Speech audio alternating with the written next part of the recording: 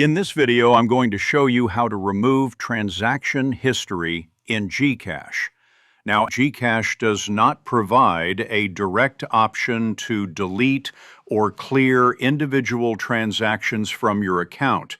Every time you send or receive money, that record stays in your history because financial apps are required to keep them for security and compliance reasons. What you can do, however, is manage your account in a way that clears out everything at once. If you go into your GCash app, open your profile, and then head over to the account settings, you'll see an option to close or delete your account. Once you delete your account completely, all of your past transaction history tied to that account will also be removed. Of course, this means you'll need to set up a brand new GCash account if you want to keep using the service afterward.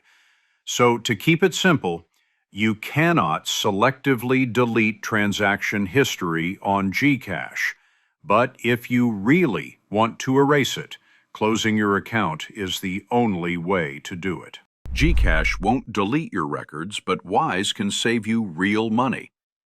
Wise lets you send funds worldwide with lower fees, better rates, and free debit cards you can use anywhere.